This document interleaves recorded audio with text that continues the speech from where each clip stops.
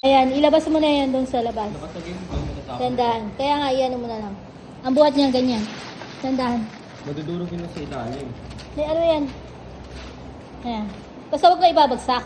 Okay lang yung ganyan. Huwag mo lang ibabagsak para hindi siya magsabog-sabog. Ayan. Prepare na ni Justin.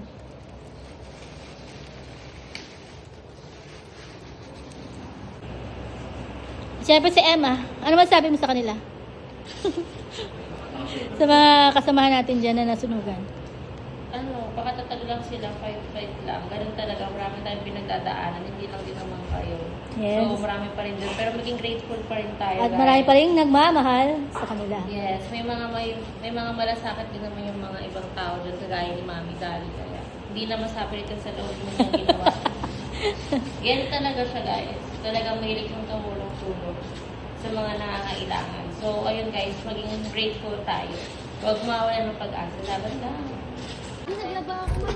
Kaya prepare na lang tayo dito. Wait muna, Justin.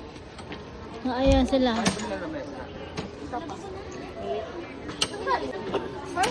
So yan, nandito tayo ngayon sa Roses. Papakain tayo ng mga nasunugan ng barangay na kabarangay din natin. Ayan. So prepare kami yan. Konting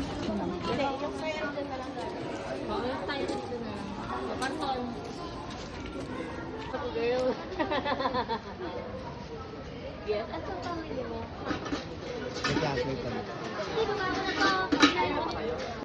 balik lang kayo pagka hindi kaya. Balikan niyo po. Tubig po. Sa matapon po yan. Ito po sabaw. Sige.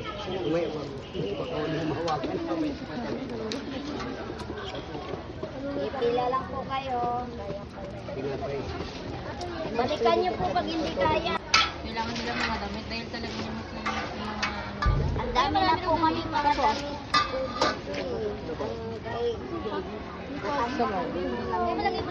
Ang kailangan nila yung mga ano. Salamat po. Kuya, baka matapon yan. Ako isa-isa lang po. Sayang naman. Meron natin tinapay na lang. tinapay na lang. Gusto yung tinapay ng sinanay? Dalawa lang. Dalawa lang. May palaman na po na yan.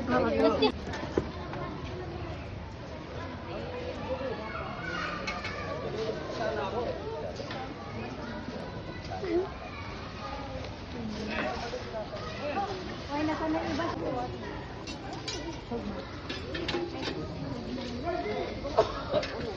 Kaya sabi sa'yo, nalagyan mo na para diretso na tayo. Kasi mahuhulugan eh. Sa'yo, Lagyan mo na rito, sarap. tulungan mo kayo Sarap din. kumain na. Ito ay may pang ano, sana. Dalawa yung sandok. Ito ay pang model. Ayaw mo kayong maglagay, ma? Ay, lagi ka. Mainit lang po bagong Saan? Sarap. Mamaya na to kapag ano na magat.